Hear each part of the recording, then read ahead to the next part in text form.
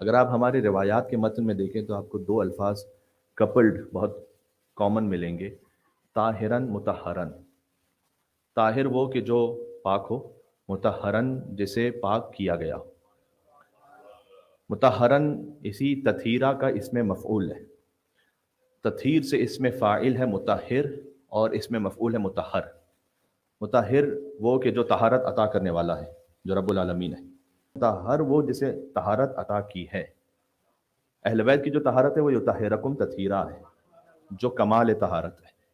لیکن آپ کو روایات میں عام انسانوں کے لیے بھی طاہرن مطہرن کا لفظ ملے گا جو کچھ خصوصیات کو رکھتے ہوں۔ مثال کے طور پر فرمایا حضور مکرم نے کہ اگر کوئی چاہتا ہے کہ وہ پاک ہو اور مطہرن اور اللہ اسے طہارت عطا کرے، فل یلقہ الزوجہ، اسے چاہیے کہ اپنی زوجہ سے ملاقات کرے۔ بہرحال یہ حدیث ہے، اور حدیث بھی ان امام کی ہے جن کی شہادت کی مجلس میں آپ تشریف فرما ہیں، ان کے بابا صادق آل محمد امام جعفر صادق علیہ السلام۔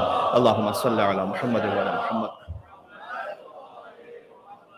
انہوں نے اپنے آباء و اجداد سے اس حدیث کو بیان کیا کہ میں نے سنا محمد باقر علیہ السلام سے، انہوں نے سنا امام زین العابدین علیہ السلام سے، انہوں نے امام حسین علیہ السلام سے، امام حسن علیہ السلام، مولا علی علیہ السلام، اور رسول اللہ صلی اللہ علیہ وآلہ وسلم۔ در حقیقت یہ حدیث رسول اللہ سے مروی ہے۔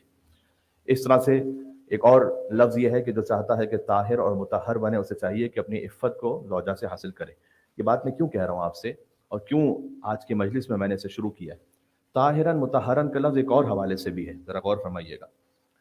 خود امام موسیٰ کاظم کی گواہی ہے امام رضا علیہ السلام کے لیے کہ جب کسی نے پوچھا کہ آپ کے فرزند جب دنیا میں تشریف لاتے ہیں، جب بھی بیٹے کی ولادت ہو تو اسلام کا حکم ہے سرکمسیشن کا، تو امام نے یہ فرمایا کہ ہم اہل بیت جب دنیا میں آتے ہیں تو اللہ کی جانب سے پاک شدہ آتے ہیں۔ امام موسیٰ کاظم نے فرمایا اپنے بیٹے کے لیے کہ وہ طاہرن مطہرن ہیں، وہ خود بھی پاک ہیں اور اللہ نے انہیں طہارت عطا فرمائی ہے۔ اور غسل ولادت کا اہتمام، کیونکہ امام سے خود پوچھا گیا کہ پھر جب طاہر و مطہر ہیں تو پھر اس غسل کا اہتمام کیوں ہوتا ہے؟ تو آپ کو جہاں کہیں ائمہ علیہ السلام کے ہاں غسل ولادت کی ترکیب ملے تو امام نے فرمایا کہ اس لیے ہے تاکہ سنت جاری و ساری رہے، اس لیے نہیں کہ انہیں پاک کیا جائے، اس لیے کہ سنت جاری و ساری رہے۔ بات واضح؟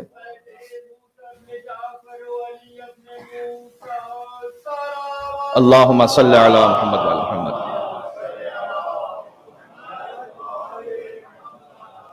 طاہرن مطہرن کا لفظ میں نے کہا یہ ترکیب کپلڈ ہے روایات میں کثرت سے۔ اگر آپ اس کو سرچ کریں تو عام انسانوں کے لیے ملے گا، وہ مثالیں میں نے دے دی۔ ائمہ علیہ السلام کے لیے آپ کو ملے گا، امام رضا علیہ السلام کے لیے امام موسیٰ کاظم کی گواہی ہے کہ وہ طاہر بھی ہیں مطہر بھی ہیں۔ خود کسی نے خط لکھا تھا صادق آل محمد کو کہ کیا مولا علی نے رسول اللہ کو غسل دیا تھا، غسل میت؟ اور اگر غسل میت دیا تھا تو رسول اللہ تو کمال طہارت پر ہے، تو پھر غسل میت کی ضرورت کیوں تھی؟ تو امام علیہ السلام نے اس خط کے جواب میں یہی لفظ استعمال کیا تھا کہ حضور طاہر بھی ہیں مطہر بھی ہیں۔ علی نے فقط غسل اس لیے دیا تھا سنت جاری رہے تاکہ۔ تو یہ طاہر اور مطہر کا لفظ سمجھ میں آ گیا آپ کو؟ کبھی یہ امام رضا کے لیے استعمال ہوتا ہے، کبھی رسول اللہ کے لیے استعمال ہوتا ہے۔ اب ذرا حدیث سن لیجیے گا، حضور نے فرمایا کہ اگر تم موسیٰ کاظم کی محبت دل میں رکھو، یہ حضور کا فرمان سنا رہا ہوں آپ کو، اپنی اولاد کے لیے حضور نے فرمایا تھا، اگر تم میرے فرزند موسیٰ کاظم کی محبت کو دل میں رکھو تو جب اللہ کے پاس پہنچو گے قیامت میں تو تم طاہر بھی ہوگے مطہر بھی ہوگے۔ اللہ اکبر۔